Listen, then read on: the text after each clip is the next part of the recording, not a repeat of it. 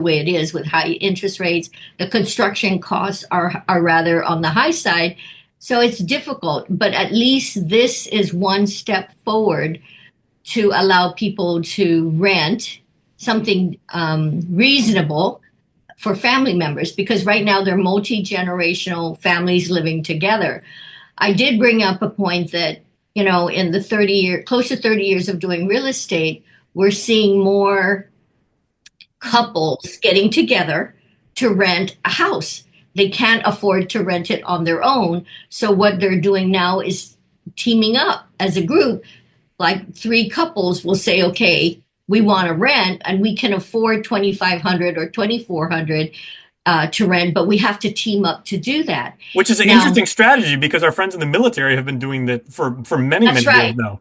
You, So you, the you same, get you get a bunch of like guys who have been in the Navy for 2 or 3 years. They're maybe like E2s or E3s, and they all cohabitate and get a really nice place on like say Sleepy Lagoon or so many days a week, and they still can't afford it. So this will allow some flexibility for people to get into homes that maybe the family will rent to them if they do an extension or build an accessory building beyond the home itself. comes to real estate. You're normally front and center up at the table. You were kind of like sitting in the back. I know you had a hard copy of the policy or the proposed bill in front of you. From your vantage point, seeing both the people and con as well as the senators, giving their perspective, what did you see from the back? Well, I mean, let's just accept the fact that this bill is going to pass because 11 senators have endorsed it. It's going to move forward. It's a done deal It may not move. off the yeah. That's how I see it. It's a Yeah. done deal, but I'm still there in support of a done deal. But there are a lot of comments today that kind of worried me, to see the perspective from the people who did not sign up to support this bill. It was interesting. Some of the comments that the senators had was interesting, like questions about whether land management has to provide rules and regulations, and the permitting process. There might be some verbiage in here that land management called out, and they said, we need to clean up the wording in the bill so that it's clearer. Instead of construction permit, the government of Guam calls it a building permit, and I think they would like to see the verbiage clear so that it follows the way the law is right now. And I can understand that point. It's like we have leases here on Guam now, and our landlords as landlords. And I think that was kind of what land management was trying to say. We don't call it it's not a construction permit, it's a building permit. And I think that's what they were trying to point out. Let's clarify the verbiage so it matches with the law. And I agree with that. But some of the other things that were brought up, some of the questioning with perhaps some of the senators that did not sign up to endorse this bill, some of the questions led me to, well, in my mind, as I was listening, I kind of was thinking maybe they believe this bill bypasses the building permit and occupancy process, which it's that you have to go get. They call it a construction permit, but okay, it's a building permit. In order to get the building permit, you need to go through the entire process. I've shared on this show before about my experience with building permits. The last one that I tried to get, I'm in construction right now, but a year and a half ago, I tried to get a building permit on a property that I've owned for years. And I can't farm. I don't have time to farm, so I'm going to build on it, right? That's the only other way I can make money on my land. So I got my building permit. It took me 8 months from the time I got, you get your plan, you go to your contractor, he gives you the price, and then you go get a permit, right? By the time he gave me the price, by the time I got my permit, went back and said, great news, I've got a permit. 8 months later, it went from $325 to $380 to build the same exact thing on the same Fixed rates like you would with a loan, as we always talk about in this show. Like you're getting the market rate at that moment.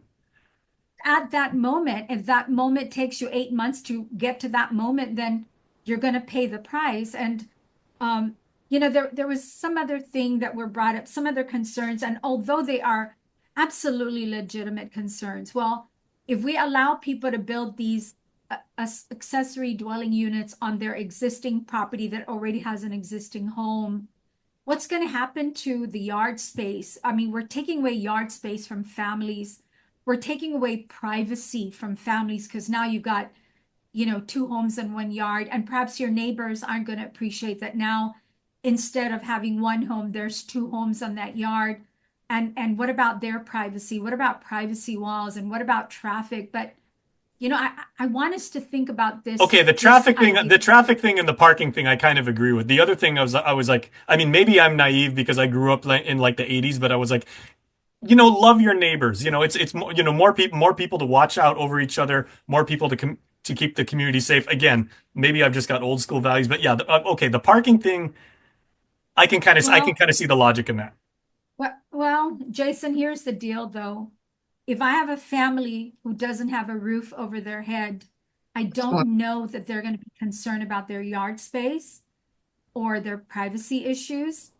They have no place to live, affordable place to live. That's a fair point. That's very true. And so to be concerned about that, let's be more concerned about allowing families to provide for themselves, because we're certainly not saying we're going to go out there and build it for them. The government's not going to help out and give you funding to build it for you. You have to figure that out yourself. We're just giving you the ability to figure it out. And then the other thing is, I don't see in the bill, and for the senators who didn't clearly see this in the bill, it already says that the owner has to live in the unit. That one of the units has to be lived in by an owner. Now, there's a particular part of this that I object to, and I'm going to put in written testimony. It says, number 4, this is on page 3 for those of you who want to get a copy. Item 4, the property owner or owners or persons who are related shall occupy the primary dwelling, subject unless it says unless for except in unforeseen hardship circumstances, but it's subject to written confirmation by the Department of Land Management. So basically, if you feel you have a hardship situation, so you cannot occupy one of the units, whether the primary, the ADU, then you're to write a letter to Land Management and you ask, let them know you've got a hardship and you have to rent out both properties. I don't understand the need to do that. I think it's intrusive. I mean, so I'm in the middle of hardship, illness, whatever, and I have to sit down and write a letter to Land Management Director, whoever it happens to be at the time, and ask them to please allow me to be able to rent my property that I own, that I'm paying a mortgage for, that you did not help me build. I don't understand that. It's my property. If I have the right to build an ADU and I follow all the regulations, if I choose at some point, whether it's immediate or 10 years down the road or 50 years down the road to rent it out, that is my right as a citizen who owns that property and I pay taxes for it.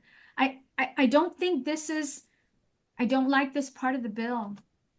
Okay, even if you didn't, I again did not see you directly offer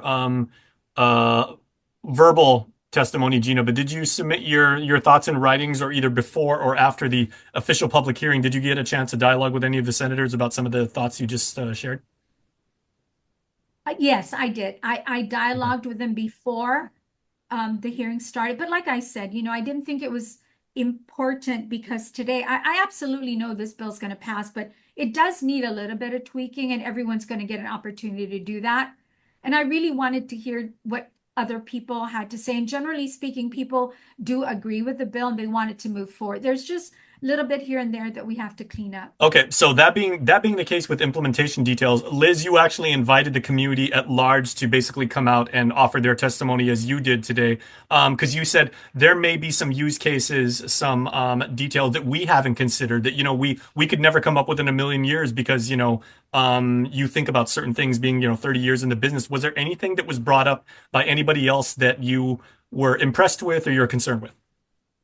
I think one of the things that Gina and I have spoken about, I mean, there are two things. There's a shortage of housing. What is being done?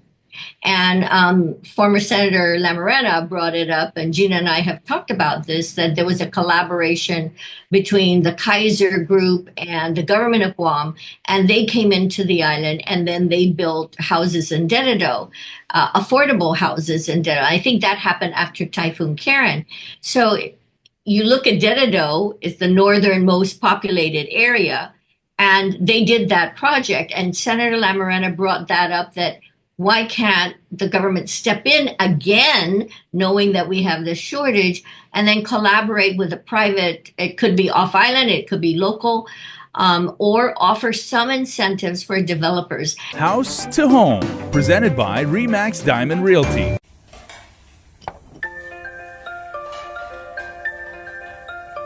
Honey, do you want some milk?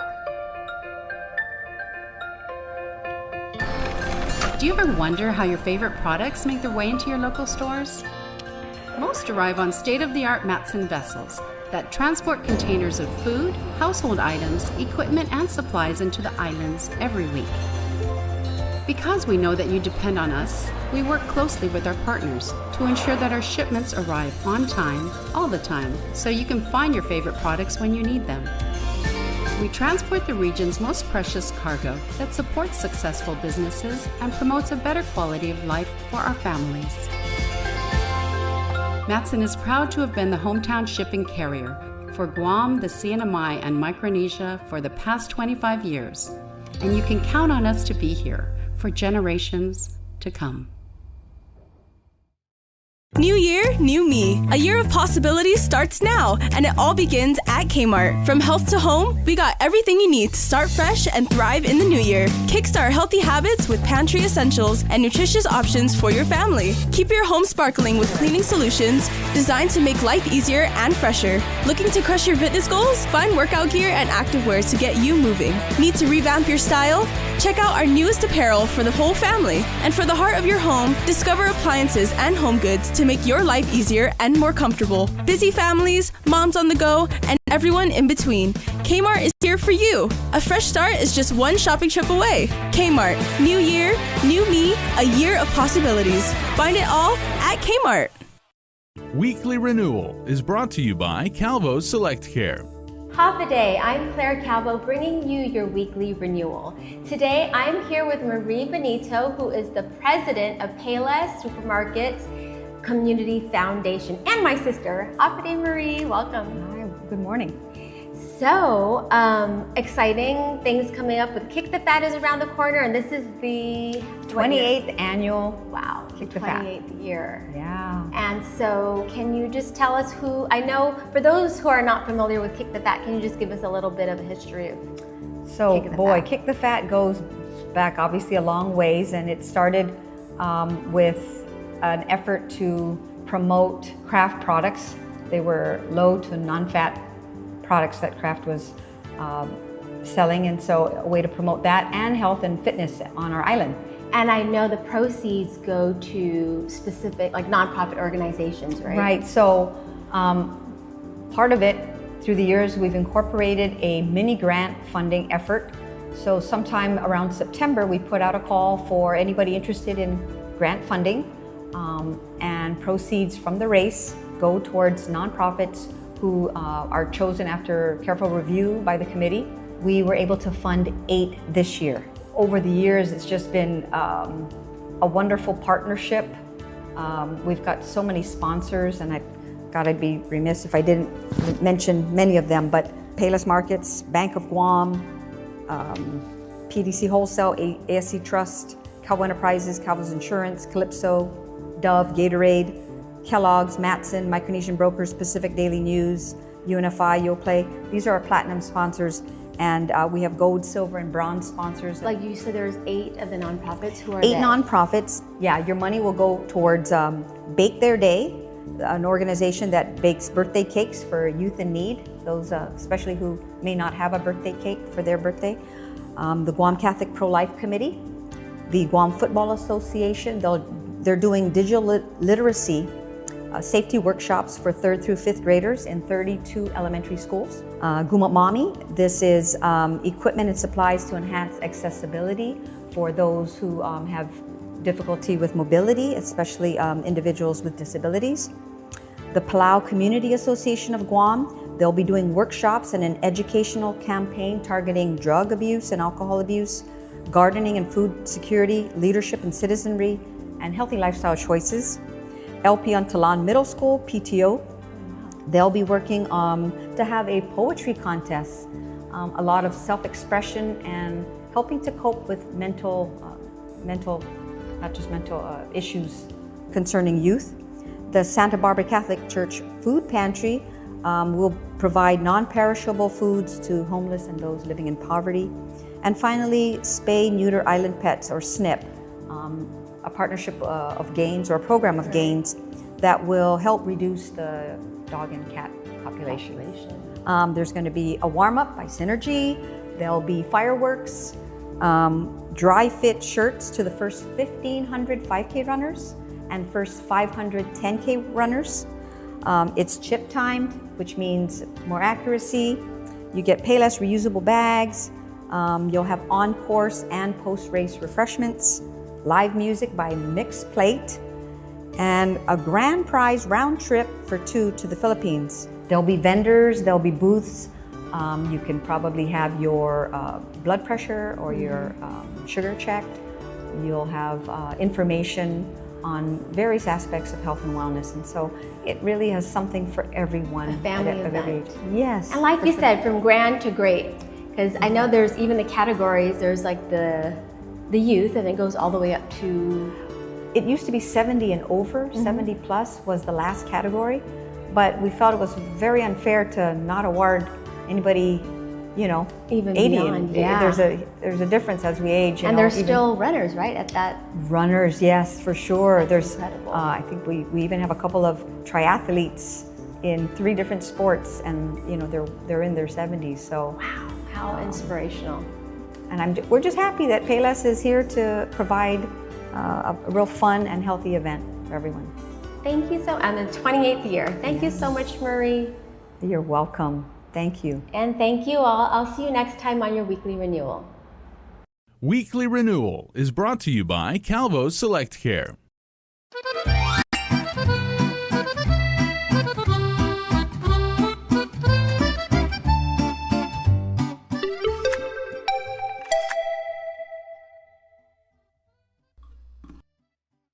Guam's auto appearance specialist, Elegant Reflections, has been providing the automotive industry with professional detailing and car care products at its highest quality, from complete detailing, full interior detailing, exterior detailing, headlamp restoration, hand washing, seat and carpet shampoo, engine degreasing, undercarriage cleaning, paint sealant, fabric protection, paint oxidation removal, and so much more. Visit us at our new location. Call 646-5555 for an appointment. Elegant Reflections, Guam's auto appearance specialist, over 20 years of experience.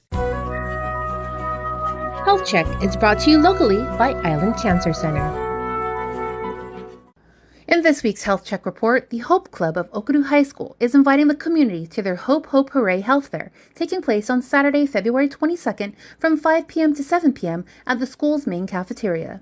Vice President Janice Palma shares what the mission of the Hope Club is all about. So Hope Club stands for health organizations and programs and professions for everyone. So our club is basically the medical club for our school, where we try to push other students who are trying to pursue a medical career to other opportunities that they can get from other organizations throughout the island.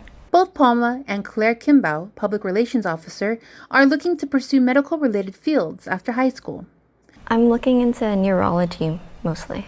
For me, it's mostly dietitian and nursing. The Hope Club's upcoming event, Hope Hope Hooray, is the club's signature event. It's called Hope Hope Hooray Health Fair. So we basically wanted to show our community more about a healthier lifestyle and try to promote that more to the students, because as the new year is coming up, we know a lot of people have that on their resolution to have a healthier lifestyle and try to live that in any sort of way. So we wanted to try to help them achieve that through our health fair. Kimbao says the fair will feature booths and static displays from various health professionals and organizations. We invited many health organizations like GMH, GRMC, Seventh-day Adventist, and even Harmon Loop Dental Clinic. As well as we'll be having some fitness instructors also be there to have some sort of Zumba so that they could get accustomed to that sort of exercise. Dr. Gullah from GRMC will be presenting about his expertise, and then we'll also be having free blood pressures and BMI testing, just so anyone there, from kids to the elderly, they could check anything that they need to. the health fair is not only for the home of the Bulldogs, but for the entire community. For those 12 and below and 55 years and older, absolutely free. An entrance fee is just $10 at the door and $5 if purchased prior. The proceeds will go toward future Hope Club events. We really just want to help our community more. We want to show them that it is possible to achieve a healthier lifestyle, even if you don't think it's possible. We just want to let them know that there are opportunities out there and that there are organizations and people who are out there that could help you with it. Again, the Hope Hope Hooray Health Fair will be on Saturday, February 22nd from 5 p.m. to 7 p.m. at the school's cafeteria. For more information on the health fair and the Hope Club, follow them on Instagram at OKHS Hope Club. With this week's Health Check Report, I'm Jonagan Charfris. Health Check is brought to you locally by Island Cancer Center. Want a real taste of New York? The classic New York-style pizza offers a big, bold taste that's a Guam favorite. It's handmade with 16 inches of foldable crust, a sweet marinara sauce, and your favorite topping. And at 30% larger than our large, classic New York pizza is only $12.99 for carryout. Bring together your family and friends for a classic New York pizza party. Each pizza is just $12.99 for carryout. Classic New York-style pizza, so close you can taste it. Only at your Island Pizza Hut. In here, you can expect to find crystal clear audio, expansive display space, endless entertainment, and more comfort for everyone.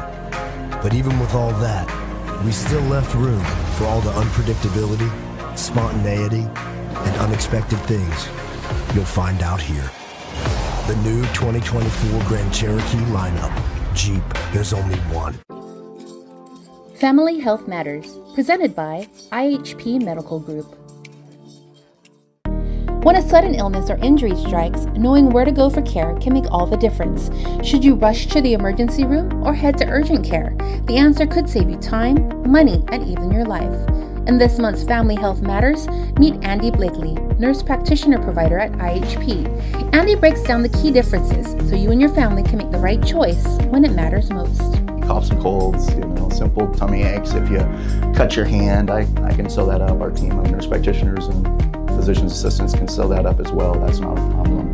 In most scenarios, most bones don't need to be set in the classic sense. They can be stabilized and we can send to an orthopedist. So we have the opportunity to x-ray for simple fractures, things like that. And if you can't get the bleeding to stop on the scene with direct pressure, then that's an emergency room type visit. But if you can get the bleeding to be controlled in a small laceration, I can sew that up for you. The team can here too easily.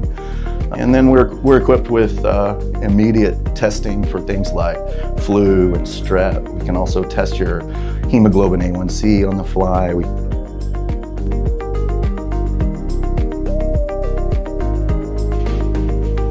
When should I go to the emergency room standpoint? I think the big takeaway for me are the red flags. Those are the kind of problem lands where I can't solve that problem in an urgent care. And a lot of times if you come in and you're in distress, I can't solve any of those problems. We're gonna have to call an emergency kind of evac, get you out of there. But I think a lot of our population here in Guam is smart. They know these sorts of things. Things like stroke, fast being a sign. If you have slurred speech, if you have a shuffling gait, you have a droopy face, those are signs of stroke. Crushing jaw pain, shoulder pain, even bad epigastric pain can be signs of a heart attack. Obviously, I can't do anything in an urgent care setting for something like that. Those are the big ones. Those are the things that, that need to be taken care of now. Where you have about an hour from the time of incident, either that's a heart attack or a stroke or even a trauma in the field, an hour to stabilize that patient and get things done, or you have a very significant loss of life and loss of functionality, increase in morbidity, mortality, those sorts of things.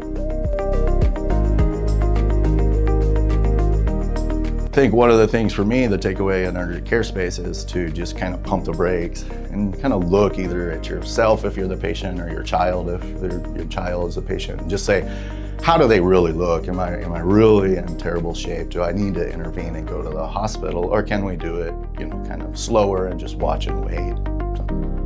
If you have any questions or would like to avail of any of their services at IHP, you can give them a call today at 671-633-4447 or WhatsApp at 671-480-3833. You can also visit their website at www.ihpmedicalgroup.com or email patient.services@ihpmedicalgroup.com. With this month's Family Health Matters, I'm Jonagan Charfus. Family Health Matters, presented by IHP Medical Group. All right, my friends, that's all our time. So thank you so much for watching Health, Home, and Lifestyle. We're looking for you next Tuesday right here on KUAM.